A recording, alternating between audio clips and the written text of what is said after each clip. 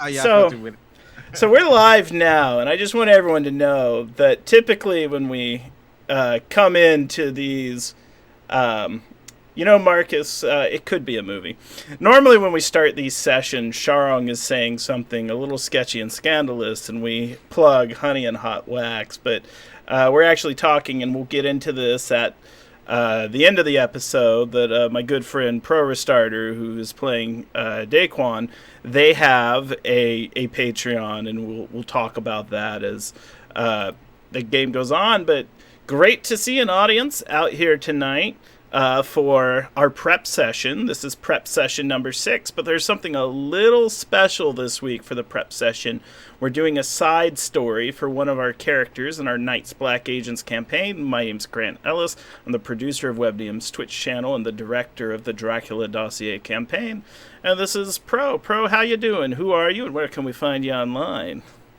Hey, yeah, super hyped to be here doing a side story with Day Kwan. Jump back into it. I've been really enjoying the game so far, so getting to play this little section is was great. You can find me on Twitch, Twitter, YouTube, and Instagram. And as was said as well, my Patreon, which is patreon.com/Shadow of Arcanum, or one word. Uh, so there it is. And yeah, thank you. I really appreciate putting that in the chat. And yeah, as a podcast that's going out right now, a bunch of POC LGBTQ plus full cast members. So you want to get some good drama, support some POC people, check it out. It's the most attractive cast in all of podcasts. I don't Go know. on. That's some gorgeous folks on there, and people are like, me. They often say me that I have a face for podcasting and a voice for print. So, People just tell me to go away. oh god. So let's talk a little bit about Daquan as a character, and for those of you that joined us last week, we looked at the Daquan files, which, if you want to follow along in those as an audience, I'm going to share the link to them, and so that you can see them. So Daquan is a character in Knights Black Agents: The Dracula Dossier, played by Pro, and is currently investigating a vast vampire conspiracy. We've had several players mention to me, both on this show and in private, that they want to get to know this character more. Who was Daquan before he was a... it's he, him pronouns for Daquan? He, him, yes. Yes. Before Daquan was a roguish agent investigating the vampire conspiracy, what did he do? So Daquan used to work with MI6, with Special Forces, military first, and did a number of stints in different countries, and then was sanctioned to, because they were a gun specialist and mechanic specialist and had like good leadership qualities. They were tasked with arming up and training a bunch of mercenaries and recruits in various countries in Africa to stop various warlords and terrorism and things like that. So they did that for a number of years as well. And more, I think, will come up as we go. Want to add that the art was done, I just dropped the Twitter and chat as well, by Jabari Weathers, a local Baltimore artist, local to me here in the mid-Atlantic on the East Coast United States. And that's... the picture evokes badass. As well as a bit of mystery. Yes. I do love Jabari as well. Yeah, so... we're going to start tonight's prep stream with a flashback episode. And for the purpose of this episode, when you think about your character in the character sheet, it's a little more free form than that. I'm going to give you essentially 4 points to use in any skill, any investigate skill, because you're by yourself, so we're playing solo, so you would have access to a wider range of skills than if we were typically playing. Nice. But you are currently serving in the summertime in Africa. In fact, you are serving training. You're training a mercenary unit. Essentially, we had this is a private military company, and this military company is considered by many here to be. They're a source of power and respect, and they are for the people and by the people. Not every government has the resources to protect their nation from threats. So the military unit was trained by you. And of this military unit, who were 2 or 3 individuals, and this is improv, just so the audience knows, we're going to come up with this together, who are 2 or 3 individuals that impressed you the most during their training, and what about them impressed you so much?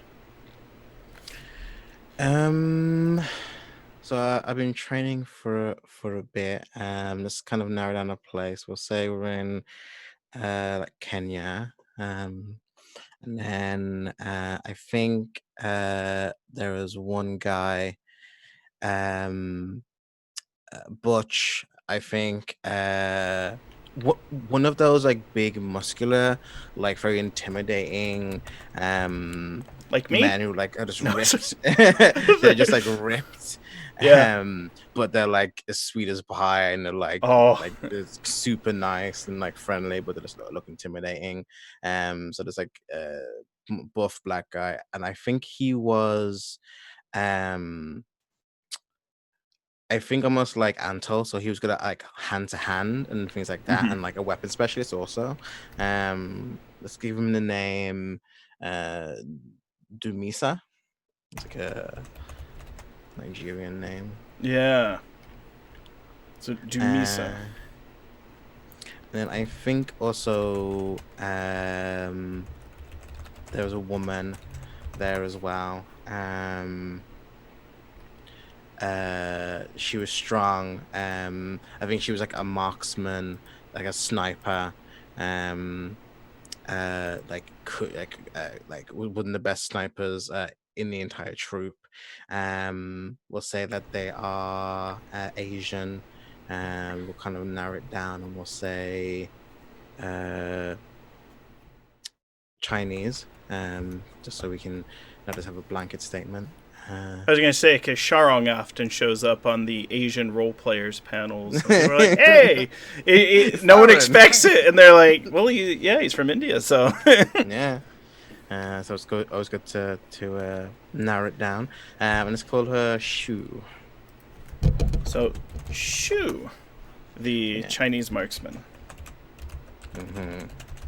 I like that, too. It's one of those things. Could have been an Olympian, perhaps, a marksman, Olympian on that level, a skilled shooter. I also always like the big teddy bear characters.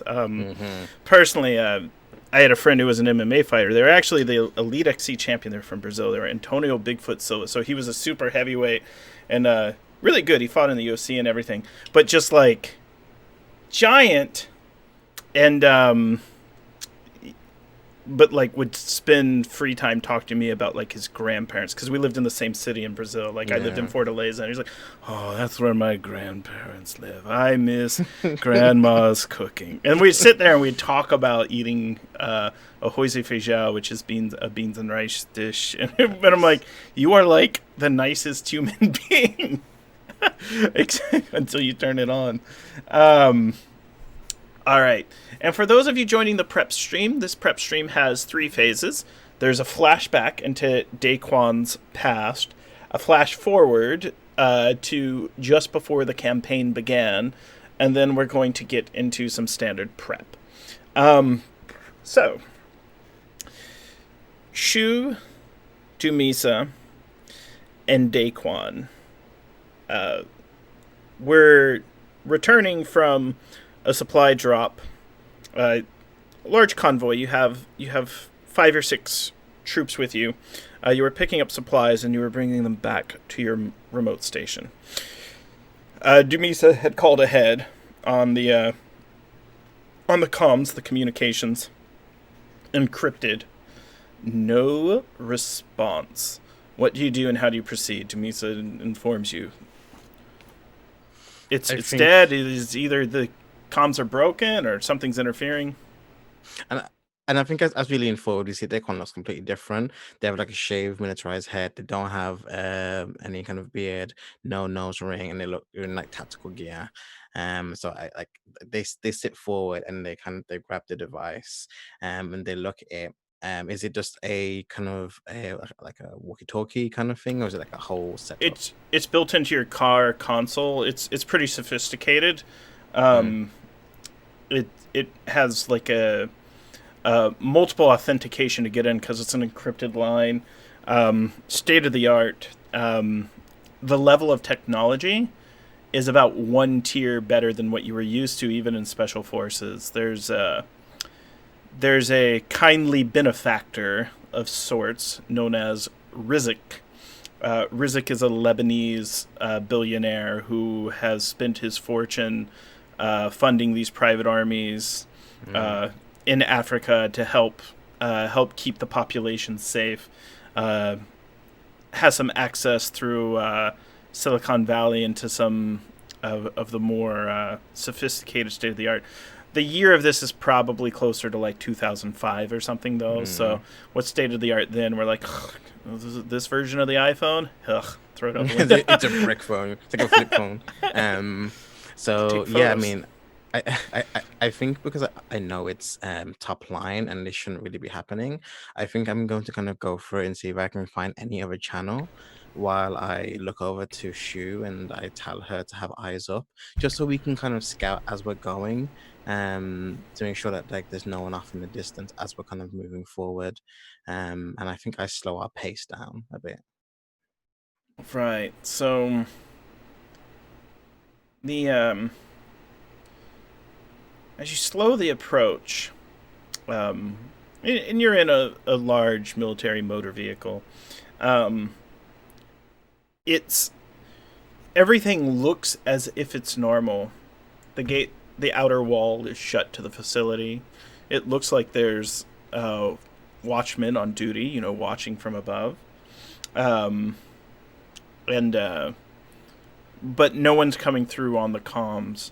It's just dead air. No other channels are responding. Um, there's one channel that you have access to, which is sort of like a private command line. Mm-hmm. On that line, you notice it's been completely disconnected. It's not dead air. It's been taken down. So someone has knocked out command at the highest level. Okay, I see the people standing there. On guard, you said. They're standing. You can see their silhouettes in the towers. They're kind of backlit by the setting sun, but the there's a smaller chap named Remington.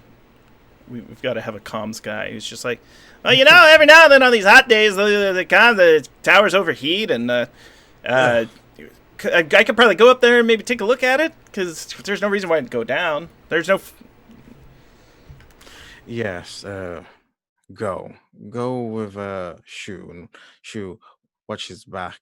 Me and Dumisi will head around the front and see what's going on. And this is all happening in like the Kenyan kind of like localized language, Bantu. Mhm. So this is all kind of going on in that. And I think I stop halfway up and we break off. I want to make my approach on foot. Cool. And that's how we proceed from there, where we're coming on foot. We are maybe less than a quarter mile away, and Although there's guards in the tower, you notice they don't really seem to acknowledge our approach. They don't really seem to acknowledge anything. I think that's They're just standing. yeah. I think that's strange. I'm gonna look through a scope that I have, and I'm just kind of unhook it from a rifle and just kind of like look and see. As you look through the scope of your rifle, you can see that they've been impaled to the wall and positioned as if they're standing. But there are long spears that have pierced their abdomens and through the wall. And when I say spear, not like a hand spear, it was probably like a projectile sharp missile. Oof. I think then I look towards Demusi and I just say, "The hell, we've been attacked. Gear up. Make sure you're ready." And I think if we have like a internal like little comms between the Mm-hmm. four of us, I just kind of click it once, and that should go to like their like internal to kind of like say like something's wrong, as like a code. And I think I go with Demusi just like to the front, and we try and scale in. All right. So, Dumisi has the comm key to open the front gate, so he gets it open relatively easy. The two of you need to physically push the gates, though. It's heavy too. It takes more time than probably it should to get it open because no one's inside to operate the mechanical side of the gate. So it requires some exertion to get Okay, it. we're both buff. Yes, you're both buff though, so it's like, all right, we got this. Then the front entryway to the compound sits there ominously. There's no one on foot. It's just sort of a large, heavy front door that's sealed and requires the passcode to get inside, which you know. Let me know if you'd like to go in or if you'd like to further search around the compound or if there's anything else you'd like to do. It is an investigative game. Yeah, I think as we're going, I think going in blindly is not the right thing to do. So I think before we go ahead straight in, I think I'm going to look around just briefly with Dumisa and just kind of see if we can find anyone, see if there's any bodies on the ground, any kind of signs of a struggle or any kind of like shell casing. So that seems odd because it seems like we've been infiltrated, considering that they were propped up. You see as you search around, there is a supply van that you would know because of your military science training. It has the semblance of your unit, rather your benefactors. You know, this looks like it's a Rizik supply van. It's patterned after the one you arrived here on. So probably from the distance, someone was disguised as you all, and used that deception to get access through the front gate, and then got inside. Yeah, I think I go in, check it, look real quick. I don't check for any of I mean, I check for the gov department, check like the dash thing, but I don't give it a too much of a once over because time's of the essence. So I think as this is happening, me and Dumisa kind of go forward and I slowly start punching in the code as I'm like trying to listen in. Yeah, as you look through, you notice in the back, it's just filled with refrigeration units. They're empty, but just filled with refrigeration units. Can I open one then before I punch the code in? Sure, yeah. And as you look inside, there's nothing in them, but they're very clearly designed to store. What sort of? Go ahead and name to be maybe an investigative skill that you would like to use. Can be any of them, to figure out what's going on here. I think then I think military science then. I think Mm-hmm. again to kind of see if this is some kind of uh This is yeah. It's a so this is a medical supply unit. Typically, oh, combat medics. medics would take if they needed to perform like emergency blood transfusions and things like that to keep people alive in the field, they would use a unit like this to transfer the blood. Okay, yeah, I've medics free, so I think I'm looking at this very strangely, wondering why this whole van is just pumped up with blood. Um, And it's currently empty, so it's just empty units. mm, There's literally nothing in here. yeah, I Um, think it's even stranger, and I think kind of going in, I gave a quizzical look to Dumisa, but it's one of worry and unsure of like it's just strange, and then I think I go towards the passworded door, um, and have him watch my back as I pump it in. Uh, yeah. as you put the passcode in, you hear the door, a large, heavy lock remove itself inside. And the door starts to slide open. It is pitch black inside, and then you hear what must be thousands of bats come flying out through the front of the door, and they're shooting out in a massive column. The bats are just coming out, more and more and more of them. They are flying out. I just realized I hadn't been playing my music, but yeah, they are shooting through the front of the compound and flying out. You've never had a bat problem before, and bats aren't typically local to here. Yeah, But especially they not do that take off magnitude. into the sky. Yeah, like I look towards Dimitri. What the hell was that? He readies the gun and he just goes, "On your order," and he's ready to go in. Right, what's your six? And I stop talking at that point and start doing military like sign language and Okay. again. You move in. It's dark. There are no lights on inside at all, which makes it extremely challenging. Your preparedness, you're able to put on I think I goggles, put my switch to night goggles, vision. yeah. You see motion in an office on your left. It looks like there are two heads kind of moving around quietly. No one's watching the door. They're silhouettes. They're not moving like military personnel. They're moving like civilians. You know people that have been trained, have been taught to be cautious. They are not moving cautiously. Okay, I think me and Dumisa going quietly and low, sticking to the walls, edging around the corner, trying to not be heard, and just kind of sneaking ahead. And as I get to kind of the door where they are, is the door open or are they like? The door is ajar, so it's slightly open. They didn't shut it all the way. I'm going to listen in and look in, see if I can hear them say anything or see if I can make out any weapons that they have. You Before I hear, burst in there. "Careful not to spill. That's not where the vein's located.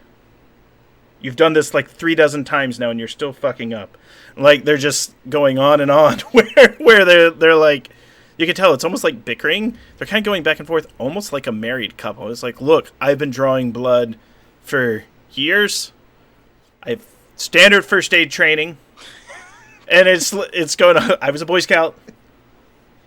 I know the knots. All right, just give me a minute. I know the knots. Yeah, and they're just going.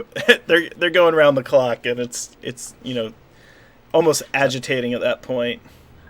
I think what we see Daquan do is that their hand goes to a little baggie that's Velcro sealed. They open it, and I take out what looks to be like one very like jagged, like very thin but very pointed, like throwing knife. So I plan to kind of go in with my pistol and kind of whack this towards one of them behind the neck and hold the other one at gunpoint. Okay. So, go ahead and make an infiltration check for me. Oh God! I know, right? It's only a difficulty 2, so... Actually, can I change what I do? Sure. If I may. Yeah. Can I actually use a because I realized I got explosives. Can can I use a small flash as I kind of bust the door open and do a flash and kind of surprise him that way? 'Cause I think that'd be a better way. 100%. Let It's me. more militarized thing to do. Okay, there we go. Sorry, I'm. The old flash and bag entry. The old flash and bang. So I'm going to see if I can. Let me just do a quick test with the die roll to see if it shows up. Oh, I get why that doesn't show up.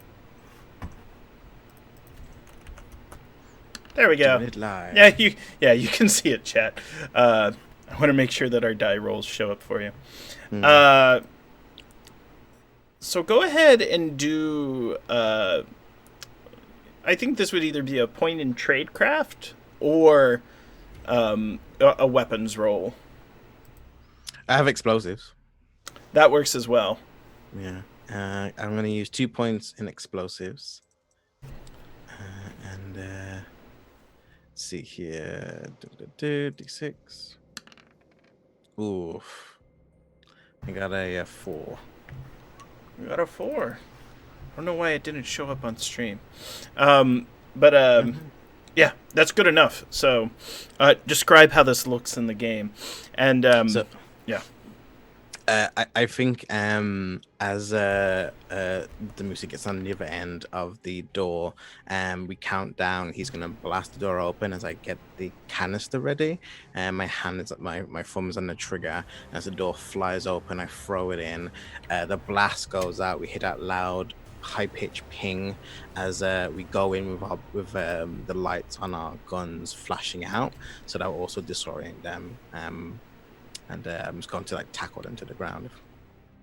Yeah, and you have them down, knives, guns, both these and these, and yeah, they're just they're scrawny, they're fairly weak. One, his skin color it's just kind of pasty white, has a bit of a 5 o'clock shadow. He's got shaggy hair like a failed 90s pop star, and the other ones is shellacked back, way too much hair wax, has a like a dulled nose piercing, green eyes, and is a slightly more tan complexion than the other.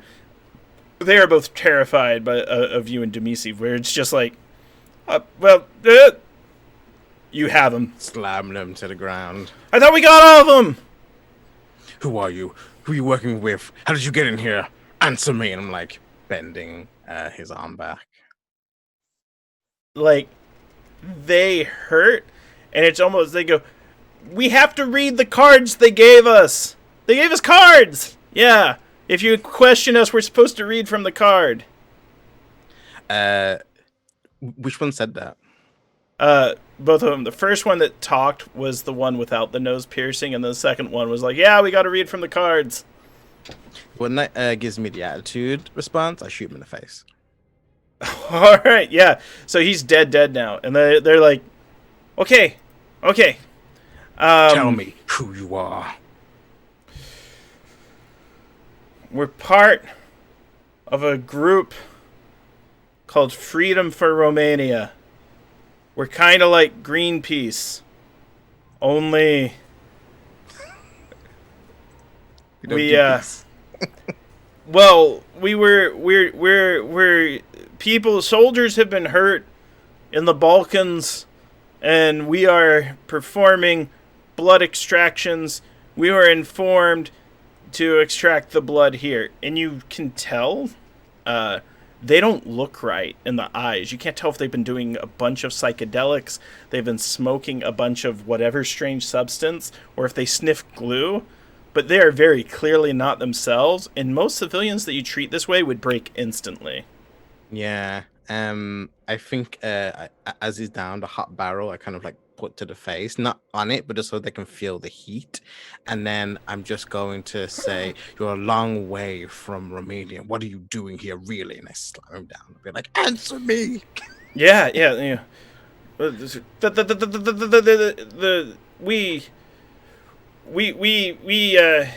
We're collecting blood, and you see they've been drawing pints and pints and pints of blood from dead soldiers. The soldiers don't look like they've been shot by wounds from weapons that you typically see. Their bodies look like they're in very good condition. And yeah, and the one that you've killed, he's like, "You shot Curtis!" Curtis was giving me attitude. I don't like attitude. I like answers. Oh, Can I use my interrogation on this guy? yeah, he starts to tell you, and he starts to come clean. He's like, "All right, I'll talk. So we've been reading a lot online about wars occurring in foreign lands,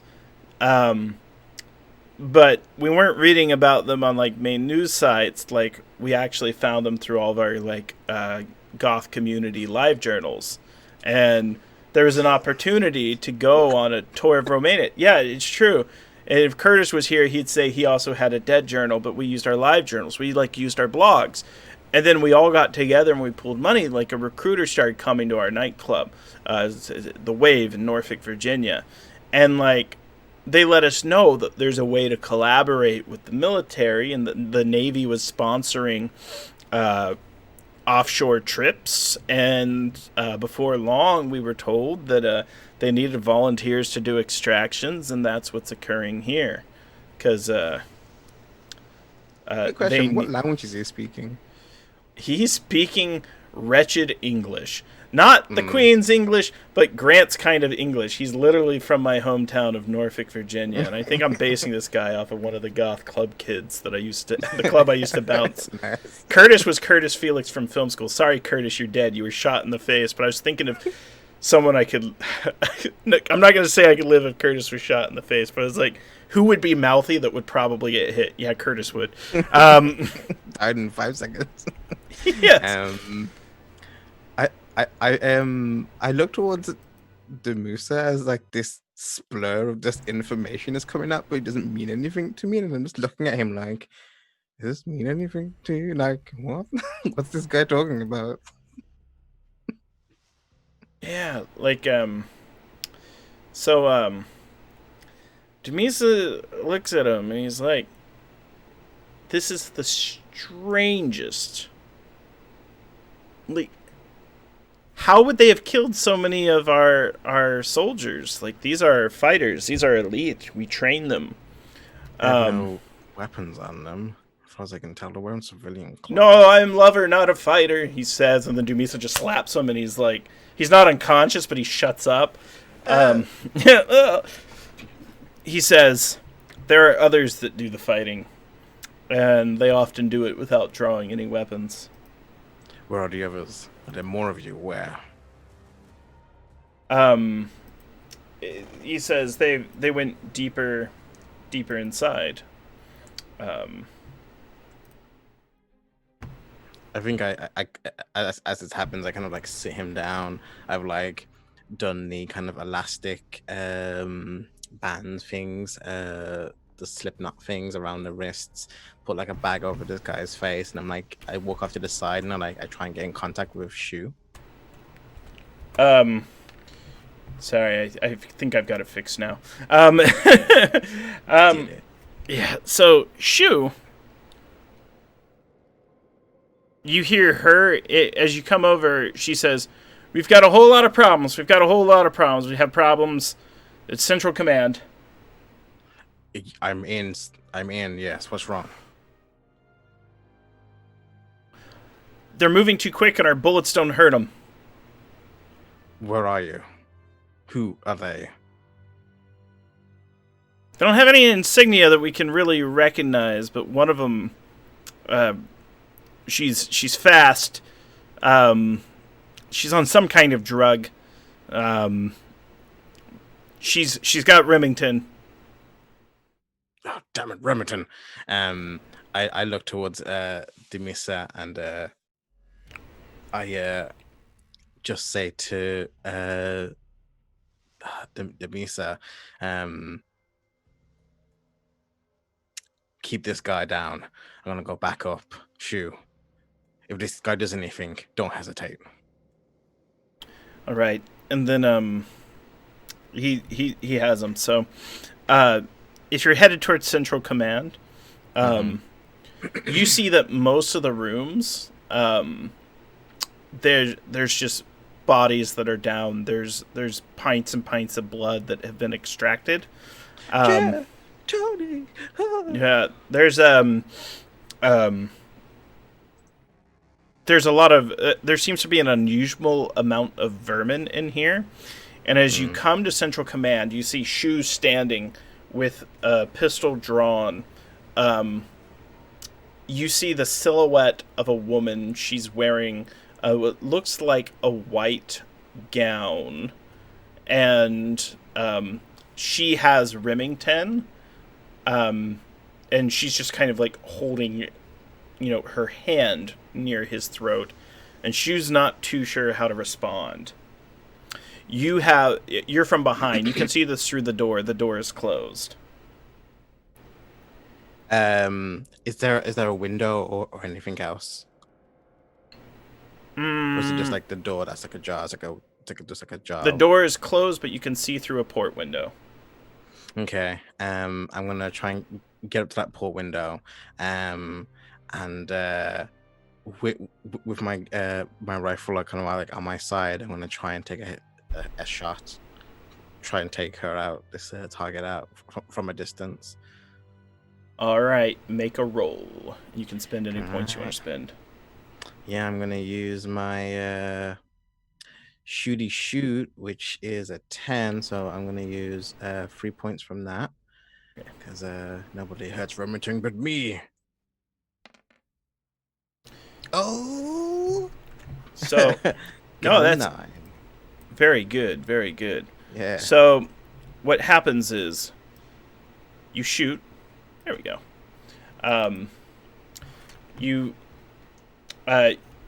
You see the individual. She moves out of the way with Remington. Your bullet goes right past Shu and hits the wall, almost as if she knew the bullet was coming. And then she turns around and you notice her eyes. They're like a piercing blue. And as she looks at you, you feel a sense of euphoria and peace unlike any you've ever felt before. This is a tense combat situation. I need you to make a hypnosis check or any other sort of like mental resistance. Mental resistance.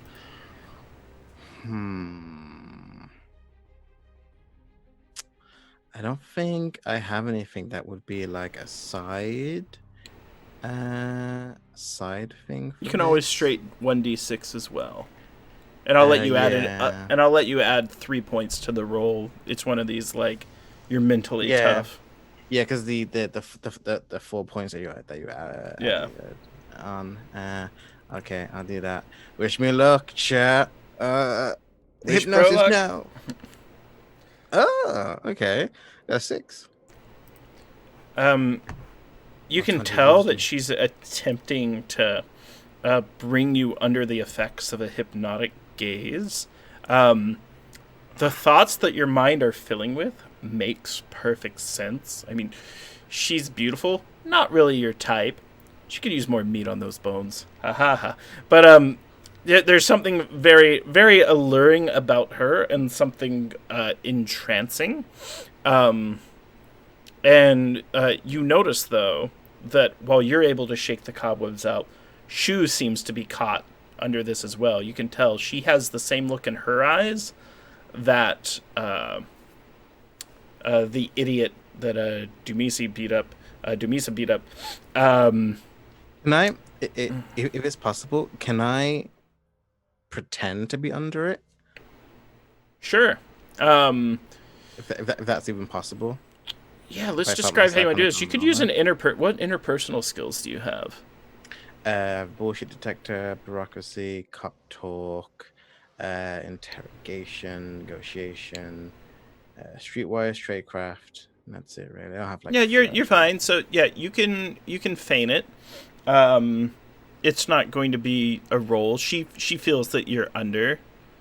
She feels like she's competent against this human. Yeah, there's no reason why. So And then I she's like, think mm-hmm.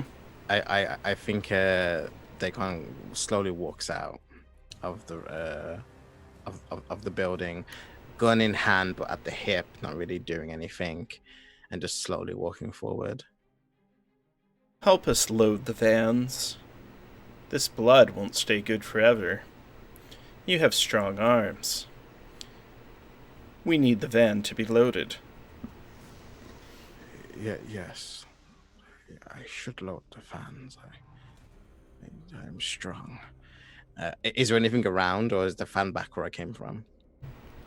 The van is exactly where it was left, and you notice there's like 3 or 4 other members that you recognize from your unit that are also kind of like stumbling around. Um, would you like to spend a point in notice? Yes, I would. You would, yeah. You got the points. You notice that they have bite marks on their neck, and they are assisting in the retrieval of all this blood and loading it in the van. Some people are mumbling, about how much better life is going to be in Romania. They're so glad she came. They look forward to their new mission. They're so glad there was a change in orders, and they're very excited for the new British government that's going to be installed. Don't like that. Yeah, so I think Daquan is loading up some stuff, but is trying to edgely get closer and closer. So it like whatever's around, they're going to pick the stuff that is closest to this woman. And when they get close enough, they're going to.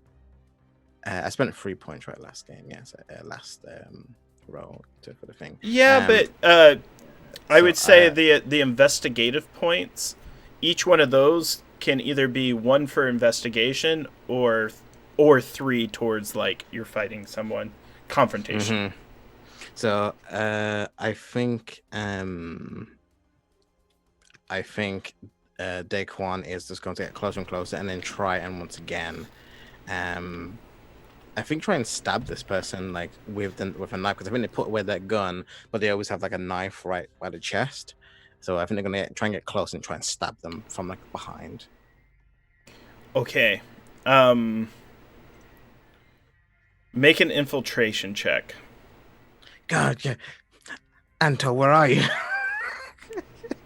And I'm only saying that because you have to get in close and maintain the enough. Deception. That is totally fair. So I'm going to spend 1 point of that, and then I'm going to spend the last point from the 4 that that 4 point you gave me. So it's going to be a 2 in total plus this roll. 4. All right. So, as you're approaching forward, Shu shouts, "He has a knife!" And then, like, some of the shamblers turn around. I know, and, like, they're so confused, they're like, Put the knife away. Daquan, you shouldn't have a knife. And yeah, the vampire bride turns around, and she's like, "You don't need a weapon." And then she kind of looks at you inquisitively. She goes, "But maybe you do." And everyone there turns to come after you. So the chase is on. Shu and Remington are part of this, as well as 5 former allies. So it's 7 highly trained. You've trained them, highly confident, but they don't seem to be using standard military tactics. They're throwing all caution to the wind. Okay, as this is happening, I'm just try and throw that knife at the bee. MOS, you killer! No. I'm not Yeah, gonna go ahead. to the side. Yeah, weapon it. because I'm just like, F you. All right, so I'm gonna spend from weapon 2. I have a 6 in weapons, so I'm pretty good with weapons. 4 again, god damn it. It's one of those things you throw, and one of the thralls throws their body in the way, gets hit and is gashed pretty bad, and they're like, Oh anything, no. anything for our new mistress. We'll protect her. We'll protect her. We'll take the knife blows. We're willing to die for her. She'll bring us to a new life. Yes, we can never die in her presence. And then, yeah, so they're getting very intense where they're willing to put it all on the line. So I need you to make an athletics check to get out of there. Yeah. However, before that happens, you see the door knocked open. Dumisa's there, and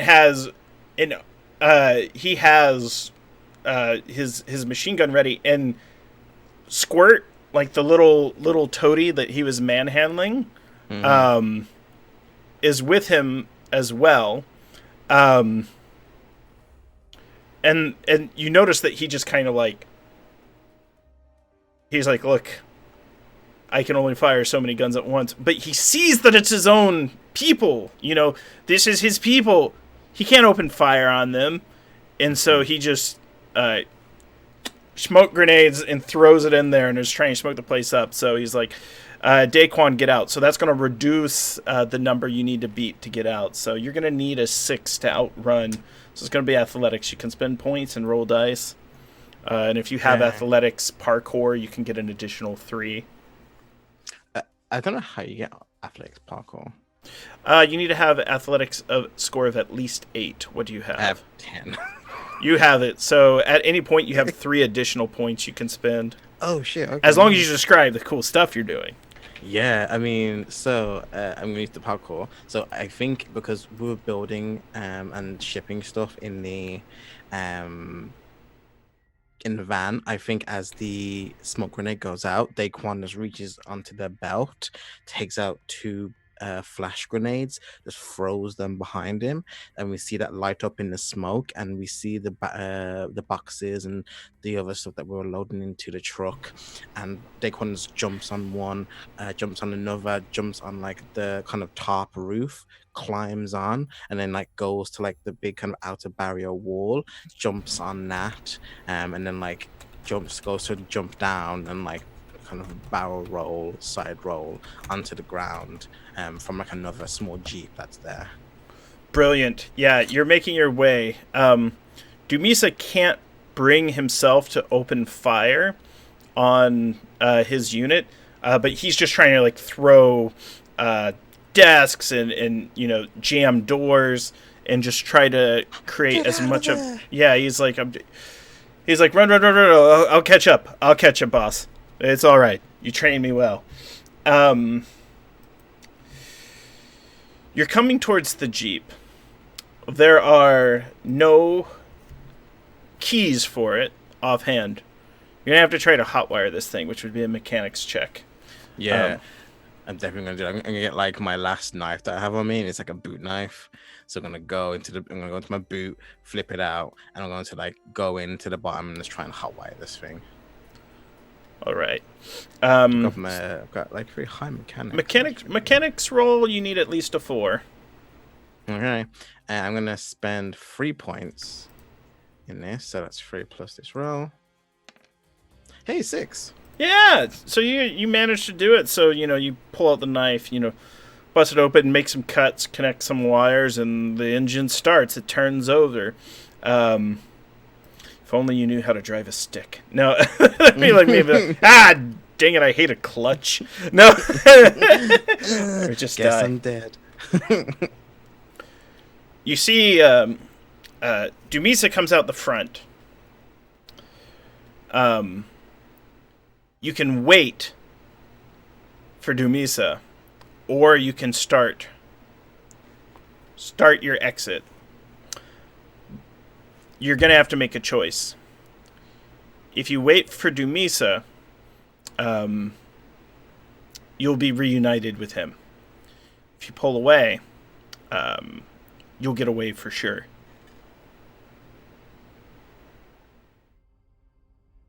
Do or die, no man left behind. All right. So you're waiting. Um,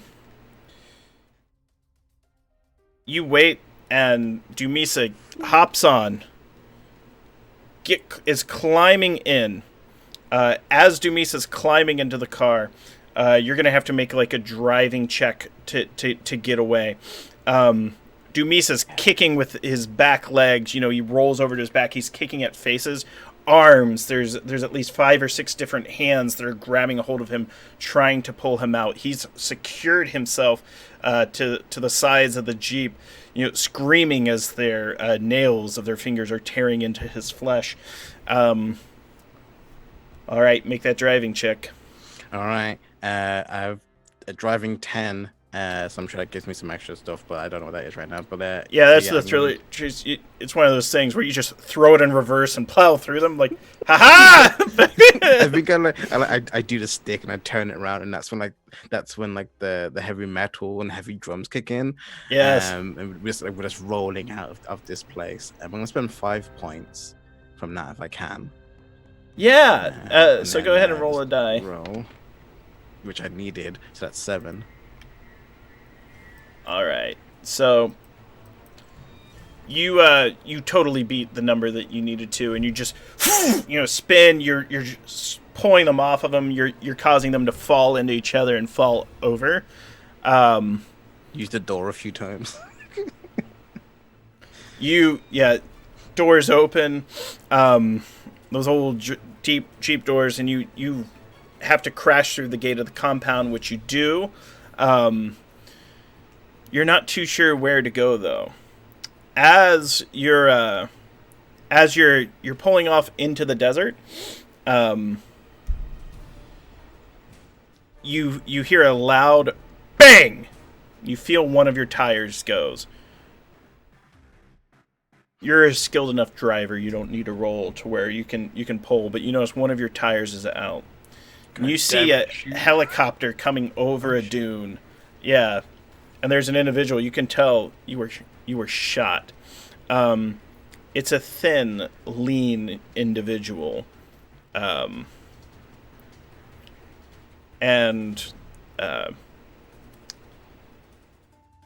they start to lower, and they're signaling to you to surrender. Do you or do you fight? What type of aircraft is it? This looks like British military. Ooh. These would look like your people. I mean, they just attacked me, and I'm just getting out of a difficult situation. Can I use preparedness to say this Jeep has a mounted gun? Yeah. So go ahead and roll a d6 and add 3 to it. Yeah. Shoot at me, will you? 6. Yeah. So you have a mounted gun on it. You notice they turn their mounted guns from their helicopters at you too, and they're like, they speak first in Kenyan and then in English. There needs be no fight here, no fight at all.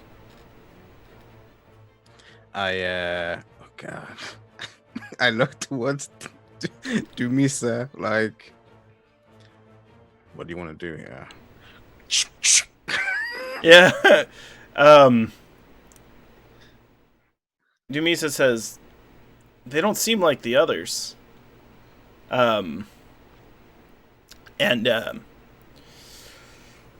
They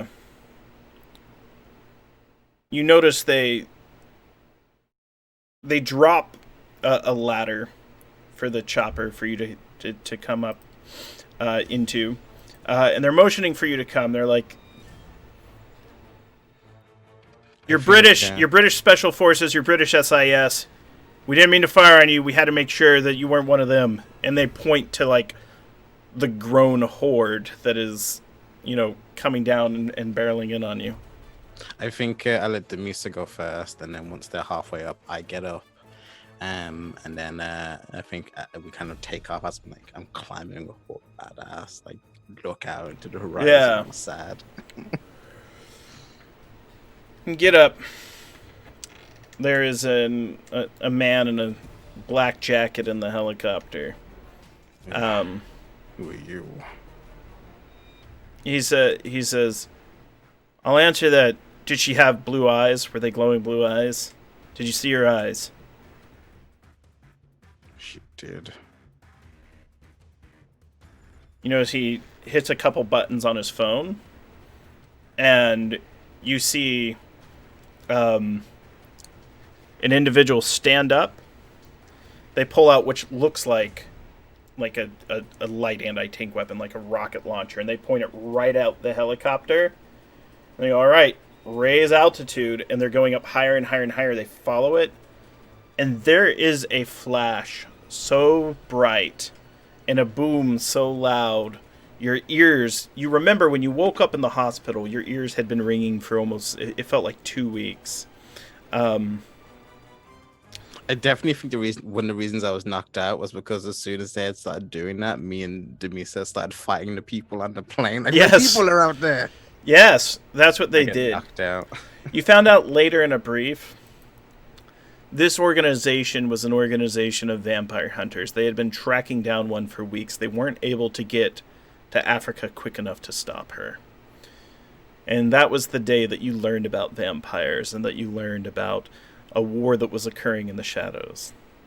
Dumisa lived, thanks to your efforts in waiting behind. Shu was not so lucky. Dumisa recovered Shu's dog tags from the site, which you carry to this day, and Remington's as well. Dumisa gave you his with a secret on them, a number that you can call to always get a hold of him, should you ever need it. You're both members of the Shadow War now, and that isn't going to change anytime soon. And so that is part one of sort of tonight's vignettes, getting a feel for Daquan and, you know, sort of the origins. Hope that was okay for you. It was highly improvisational. So Yeah, for some of the audience, this is how we do it sometimes. We want to get a feel for these characters. Yeah. Getting a backstory. Yeah. Let's feel that.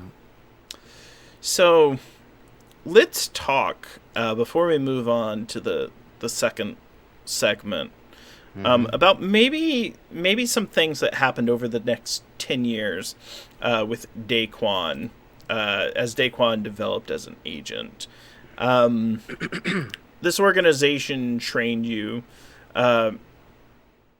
What are some of the burdens that Daquan has carried with himself, and what are some of the overall goals? Because you got some information about there. They're looking a new government in London was a new UK government. Yeah, new establishment. I think some of the burdens that Daquan has was letting Shu and Remington go off by themselves. That it was their order, and it was that like splitting up that probably cost them their lives, not being able to save them. I think they'd worked with a number of different agencies around the world, not even with the British Special Forces, but like Russia, China, Iraq, just everywhere. Hence, like the last session with all the tags all over their bodies. And I think with the new British government, I think they've kept close ties in MI6. Just to kind of see what's going on there and how things are moving forward and what this new government looks like and who these vampire hunters are. Now, some of the information we can give on this stream, some of it I'll give you in private. Let's talk about where Daquan's at in the campaign now. So, and let's sort of talk about some of the events that happened in our last session for the audience. And I'm going to bring up, we always like to bring up our notes. So I'm going to add our notes to the overlay. Let me get it, my friends. So give me just a second. Hey, there it is. Go down. Whoops. draw. There we go. And so we'll make this bigger. All right.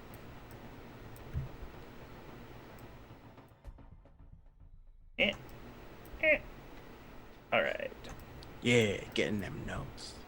Yeah, so what we always do on this show is we do session prep on these Thursday night shows, and what I want to do is demonstrate to the audience how we can work with a player to help establish some of the directions where we're going in with the campaign. Previously, we've had Jess Mayer on this show, and they talked about notes that they had compiled. For our last session, we actually went through prose notes and used those to help set up. So the last session, you all revisited one of your first leads, which was in Gibraltar, where you encountered a Jack. Jack being the equivalent of a servant of the organization Edom. Is there anything about Edom you're looking to learn more about? Either their organization, who runs them? Let's talk about that for our audience, and then how we might pursue leads to help achieve those goals. Yeah, so I think what Daquan wants to know about Edom is what's their ruling structure like, because they seem to have some dukes, but it seems some of the dukes may have more free reign. Some of them may have like side operations, just like Elvis did with the whole deal with Jishu, now that they seem to be captured. So I think looking into that would be interesting, finding out where they who gave the order to kill Anto and why Anto. and that kind of thing, and where the new base of operations is, seeing as how everything was moved out quickly, and what they want this serum for.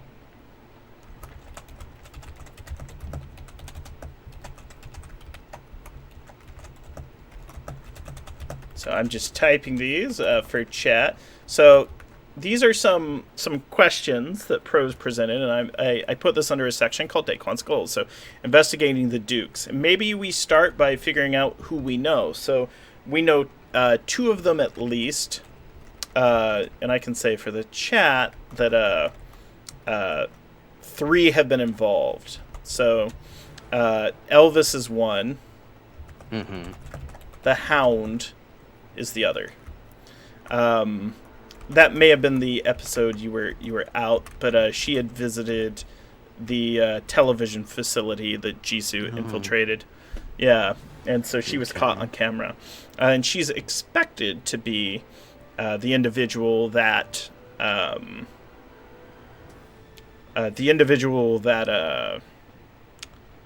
gosh darn it, may have captured Elvis. Like, realized Elvis was a traitor and captured. There are some signs that point to that. Some leads we have to investigate the Dukes are Gandalf, the MI6 computer boffin. Gandalf is willing to help, but Gandalf might not stick their head out. You might get some information from J.Q. Harker in London. Yes, yeah.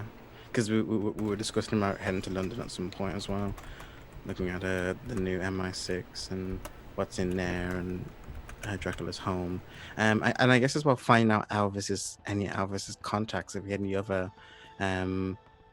traders that might be in there helping, because if Elvis, the Duke, is willing to betray Edom, I'm sure that he has someone else working with him inside of it as well. Yeah, some other things we know about Elvis, too, it was Elvis is located in the Balkans, so the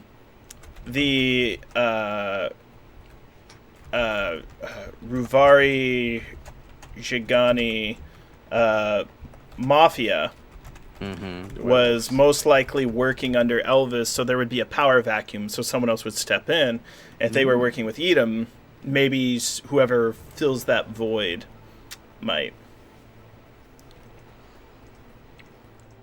Yeah, I mean, I suppose. I mean, because we left Romania, I don't think we should go. We should go back. So definitely looking into the MI6 database.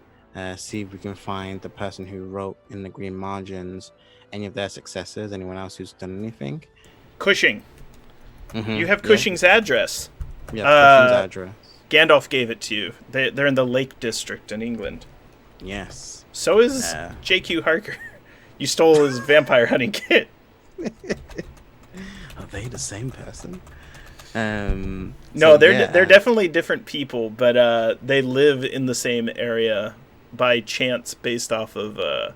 So we would show this to the audience. Neighbors. I might, not neighbors, but they're both in the same area. Let's see. So figuring out who wants to kill Antal and what is the serum. I can tell you this much while you're here. Daquan would know the serum is referred to as Seaward Serum, which will infuse the individual with vampiric superpowers for a short amount of time. Ooh. Yes. You've encountered it before. And your contacts, Dumisa specifically, would know what it is, and you've seen it a few times. Someone else that might be able to give you more information about the Dukes was Hartness from Morocco. That was the person you tricked. They thought you were the Jack. Right. You showed up. Didn't I send the Jack after Hartness though? Yeah. Yeah. So if Hartness lives, someone else that might have leads on Dukes is Olivia Liu, who's still out there. Right. Yeah, we just haven't talked about that. No, you haven't talked to her in a while. So shifting gears, let's talk about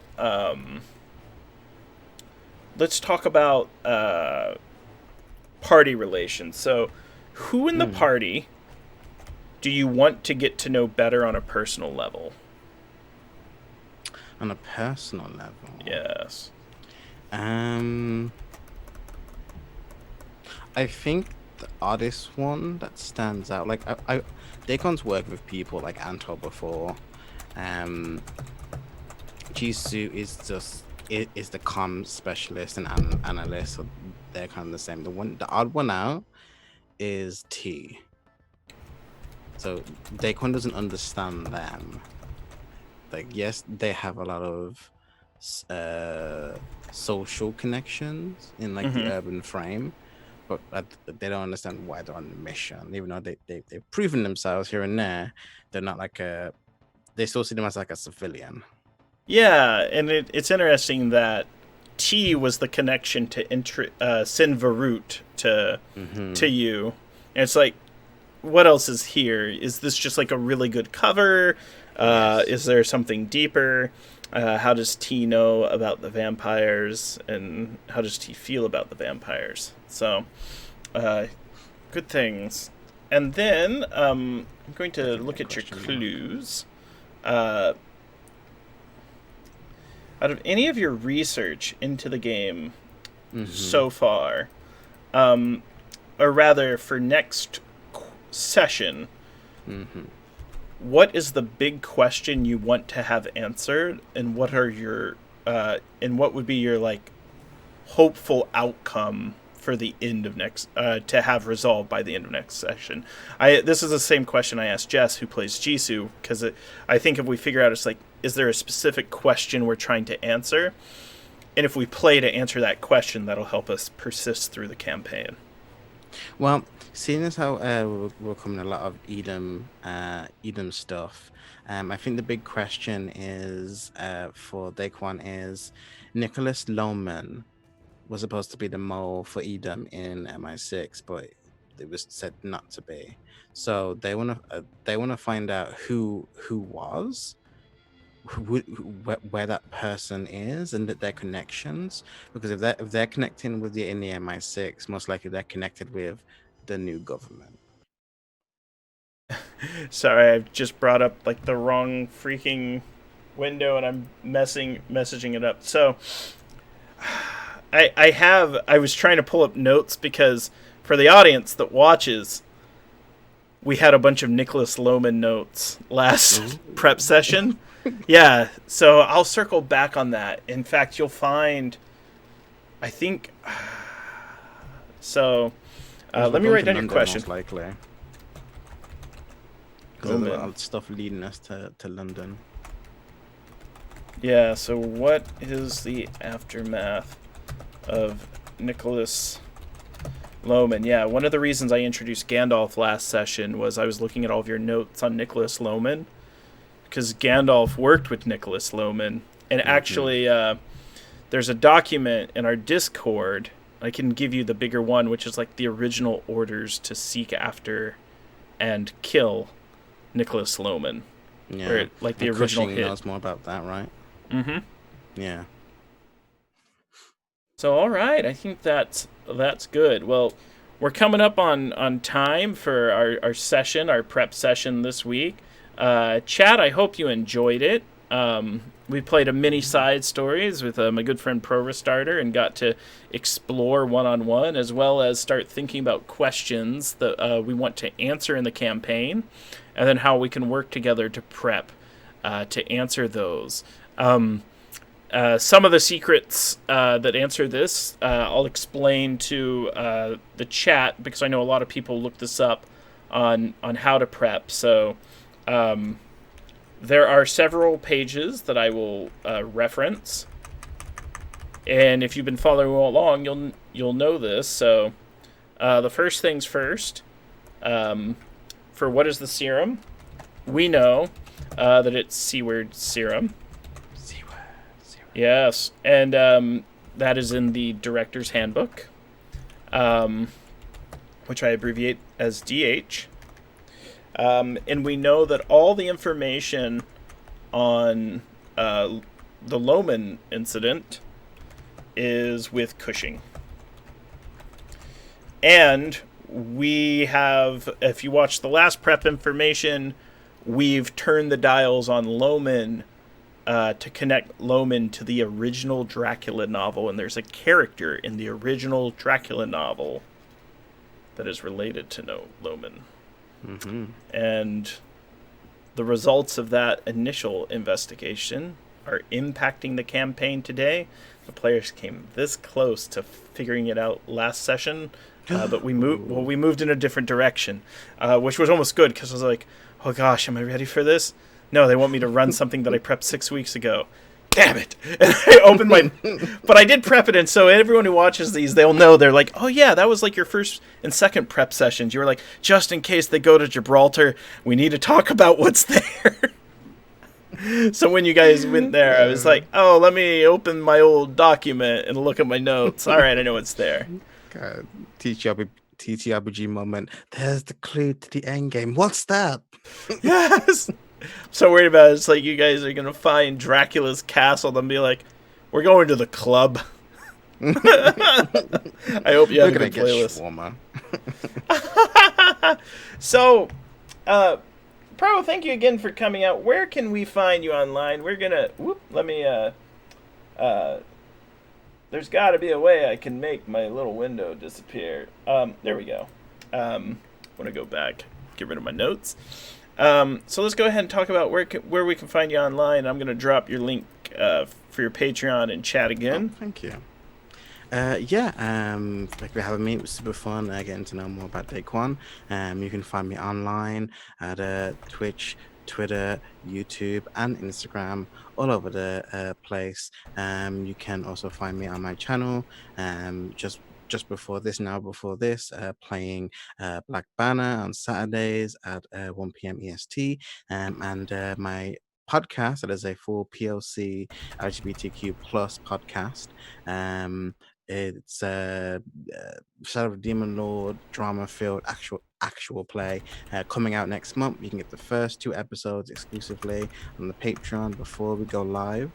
So yeah, be sure to hit that up. And thank you for having me. It's been super fun as always when I get to play this game. Well, it's been great to have you. Just so you know, the audience knows, Pro is one of the reasons we're even doing the campaign at all. We'd been talking about it for months, setting up this campaign, getting the players, working with our wonderful sponsor, Pelgrane Press, dropping some links to them in the chat. The best way to support this show is to click on those links. They know when you click on them, and they know how often they get clicked on. If you're watching this video on YouTube, they will be listed beneath the video. I'm also including a voucher code for 20% off all Knights Black Agents products. That code will expire August 31st. If you don't see it listed beneath the YouTube video, look for the pinned comment by Grant R. Ellis, which will give you 20% off. It's a great game, great system. The system's Knight Black Agents. The campaign is the Dracula Dossier, and the soundtrack is Dust and Mirrors, music by Jason Simple. Also, with all that's going on in the world, we're going to include some links to the national support list for Black Lives Matter, hashtag George Floyd. Check out the list if you want to support any of your local groups to help all the cause that's going on in the world right now. WebDM is fully supporting and taking funds and donating them to a variety of causes, charities, and support groups. And I'm proud to circulate those links. So I'm Grant Ellis. I'm the producer of WebDM's Twitch channel. Catch you all on the flip side. Au revoir.